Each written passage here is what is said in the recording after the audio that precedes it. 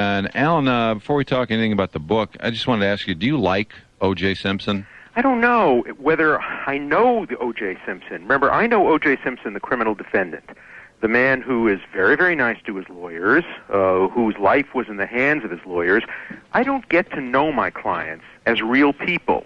Mostly they're just as nice as could be when you are representing them. It's really like asking a surgeon whether he likes his patients. Yeah, but if you're around somebody, enough, and everything I've seen I like, but I don't know whether or not he's a murderer.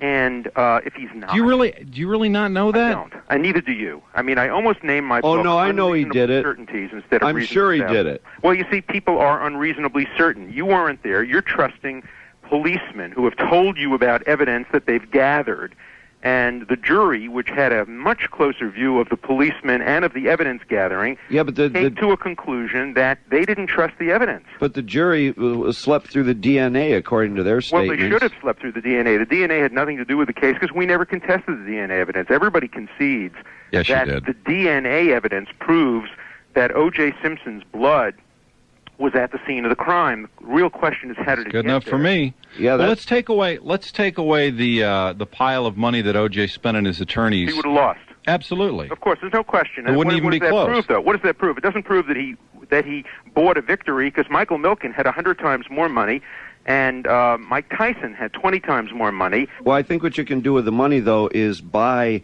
the legal brain and the tremendous legal intelligence to skillfully maneuver through a system that has, room for error. Yeah, that has room for error in it to obtain a verdict that wouldn't be accurate. I would put it a little differently. What I think you can do is finally level the playing field against prosecutors who frequently have tremendous advantages.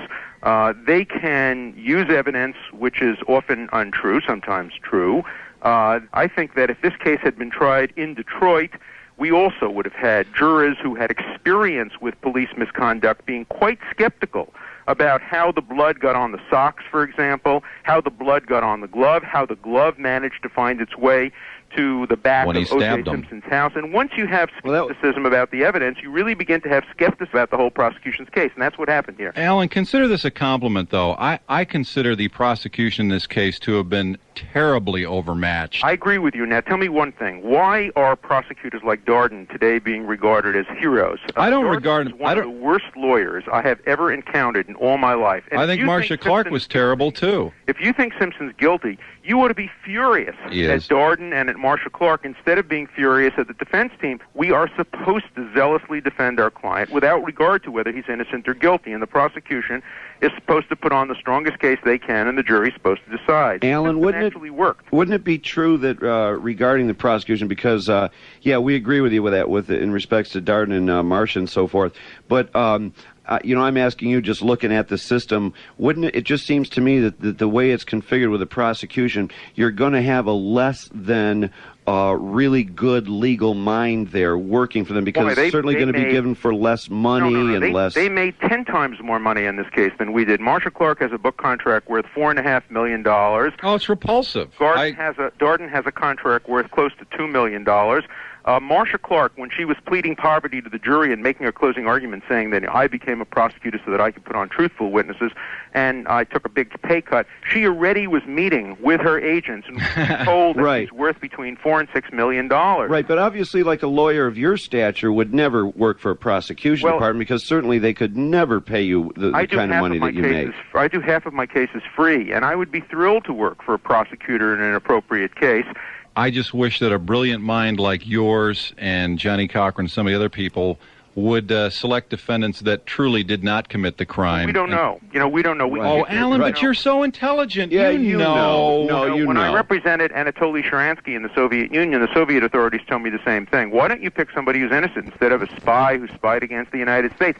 And I said, just because you think he's a spy doesn't mean he's a spy. I don't take my orders from the government, and I don't take my information from the media. You know, I have three rules. But I never believe what the media says about my client. I never believe what the prosecution or the police say about my client. No, but I never believe what my client says about my client. But you do believe your own heart and your own brain, which tells you that you know darn well he did it. No, that's not true. What I know is that there was a lot of evidence presented by lying policemen that, if true, would prove that he did it. Look, I have no question if the glove was not tampered with, he did it. There's no way around that. If the socks were not tampered with, he probably did it. What about his bloody footprints at the murder scene? That's the point. It wasn't his bloody footprint. Have you seen the picture of him in the Bruno Malleys, by the way? I have, yeah. And did that have any impression? He never denied that. By the way, before you look down at your shoes, what brand of shoes are you wearing right now? I am wearing Nikes. You're wearing sneakers. That's cheating. But most people don't know what kind of shoes they're wearing. And, of course, O.J. Simpson didn't know what kind of shoes he was. Otherwise he'd have wore something probably less expensive. Yeah, but Johnny Cochran, Alan, pointed out in his closing arguments that the prosecution never presented evidence about what kind of shoes he was wearing. That's right. Well, of course not, and they still haven't presented evidence about what kind of shoes he was wearing. We know what kind of shoes he was wearing that night. The police picked up those shoes. They were not Bruno Malley shoes. But all I'm saying, Alan, is the suggestion was that he didn't own Bruno Malley shoes. There was no evidence. He was very clear, and he said it over and over again. He was asked directly, did you ever own Bruno Malley shoes before this picture came out? And he said, I have no idea. He said, I've owned a lot of expensive They're ugly-ass shoes you wouldn't own. Shoes ranging from size, depending on the Italian size, from size 10.5 to size 13. But knowing now, might have owned Bruno Malley. Knowing now that he did have Bruno Malley shoes, and there are only, 300 pairs in the United States, that's nonsense. No, that's total nonsense. My son owns Bruno Malley shoes.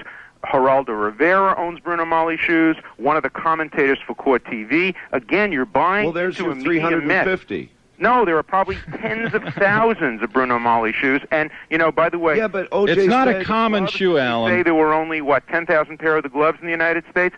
And let's remember another thing. I'd like anybody to explain to me why Officer Van Adder, the man who said he no more suspected O.J. Simpson on the morning of the murder than he did Robert Shapiro, why he was walking around for 3 hours with a blood vial, and why he took the blood vial back to O.J. Simpson's house, and why blood appeared on a pair of socks that never had blood before, and why only that had EDTA, namely the kind of decoagulant that's found in the tube but not in the human body.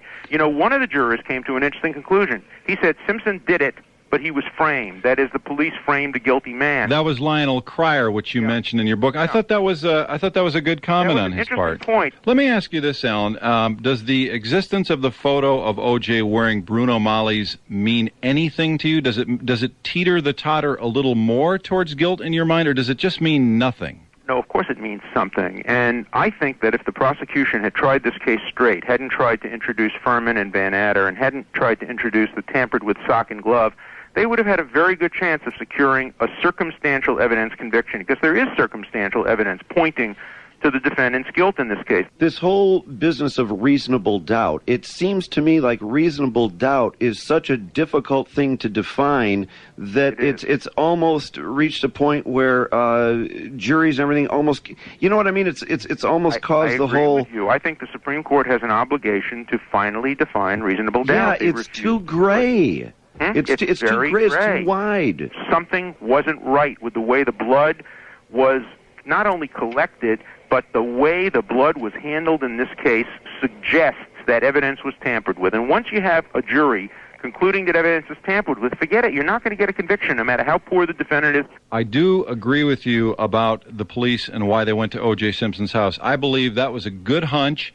They were aware of the domestic violence, and when someone is killed by their husband, chances are, or I think there's a 1 in 3 chance that it was a batterer. Or it's about 55% chance that if a woman who was previously married to somebody has been found dead under mysterious circumstances, that it was by a man with whom she previously had a relationship. The spouse is always the suspect. I think every person in America believes Simpson was a suspect, except for the 5 police officers who got together and conspired to lie about whether or not he was with the evidence excluded.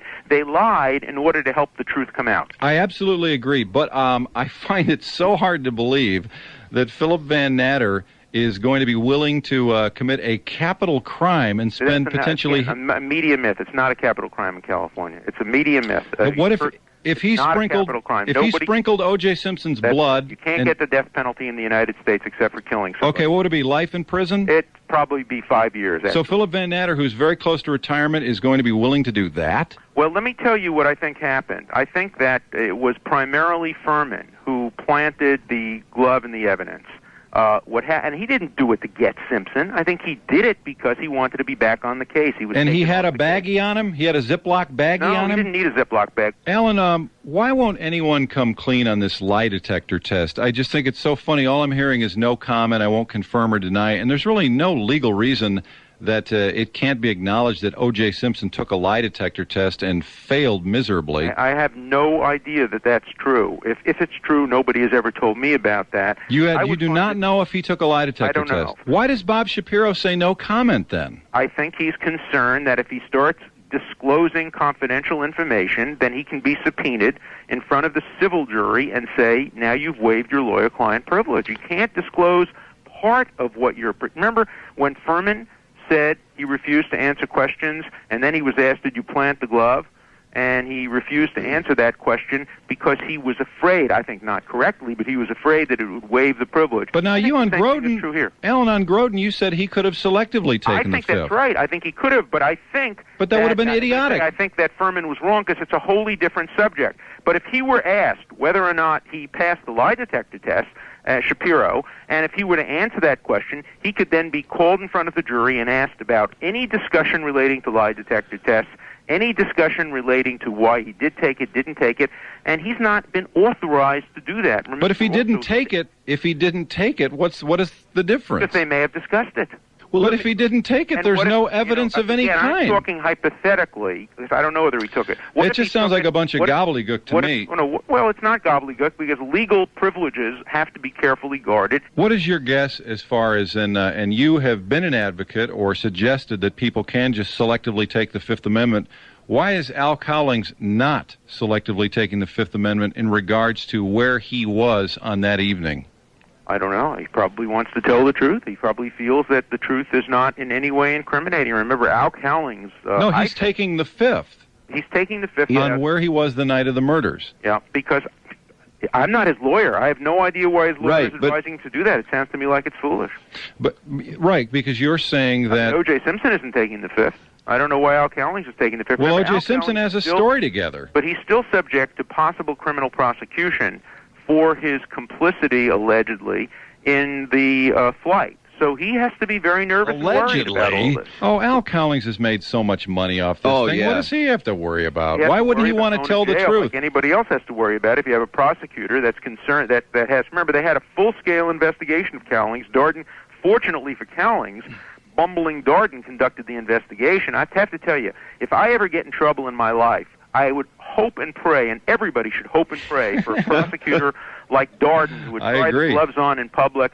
Well, let me ask you about his image and how Johnny Cochran will like him than about being a competent prosecutor. Let me ask you, a real bum. Alan, could you have successfully prosecuted O.J. Simpson? You've seen all the... a lot of better job than they did. I think our team probably would have secured a hung jury, and a hung jury would have been a great victory. No, you would have nailed Alan. him. He would have been so nailed. Yeah. They would have. No, I think it would have been a hung jury. I'll tell you why. I think once the because police... the jury consultants and stuff? Well, they had a jury consultant, too. They just decided arrogantly not to use it because Marcia Clark didn't want to share the credit for her victory with a jury consultant, and so she fired the jury consultant. Remember, they loved the... Well, they knew how much evidence they had, too. I mean, it is incomprehensible that that guy could get off. They had a lot of evidence killed two people. Yeah. But once you have doubts about the quality of the evidence, it's going to be very difficult to persuade a jury. Let's talk about the bags, and you mentioned this in your book, and it's just, it doesn't make common sense to me. I know there's some mumbo-jumbo answer for it, but why did Robert Kardashian take the bags from the airport? Well, just listen to Darden. He'll tell you, of course, nobody today in their right mind suspects that the bags could have had any incriminating evidence. For the bags... No, why did he take the bags? Well, that's my question. They were why did he take them? Outside, the police arrested Simpson, took him inside, and the bags were lying on the street. Anybody could have taken them. He took them. So he took them home with the police. And by the way, Why wouldn't you just take him into his house, Alan? You'd have to imagine a man who would bring back from him. Remember, he was expecting the police to meet him at the airport. Well, he just killed 2 people. How can he be thinking carefully? The police were meeting him at the airport.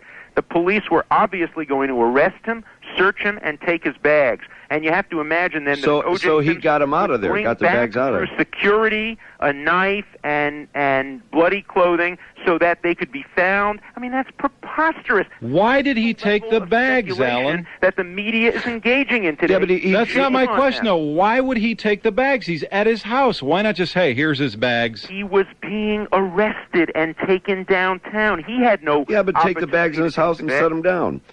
Just take the bags in his house and set them down. I mean, why would he take them to his house and then miraculously lose them? He didn't lose them. They're available. They have been available. Well, now that they've been every fixed. Single day. The prosecution never once tried to subpoena those bags. Why? They know nothing's in them. Only because he got rid of it. Speculating about the bags. Right, because they knew it was too late. No. Then why didn't you have to contemplate the dumbest cops in the world. They have the bags right in their view. They have the right to take the bags. Why don't they take them? Why don't they get a warrant for them? I agree. They know that nobody would be idiotic enough to bring back incriminating evidence through police detection devices at the airport and bring them back to the waiting police at the airport. Do you think he would bring those bags back? He would do anything to get rid of them if he were the murderer. He would get rid of them on the airplane, in the garbage. He would get rid of them in Chicago. Did he tell you where he got rid of them? And hope that maybe somebody would be there and the police wouldn't search them. It's idiotic. Think about it. Alan, was there a drop of something that passed a blood test on the air conditioner in that trial? I heard that, and I never... No. What happened was this. There was a spot seen on the air conditioner, and it was never tested. For some reason, whether the prosecution chose not to test it or whether they tested it and it came up negative, but there's no evidence.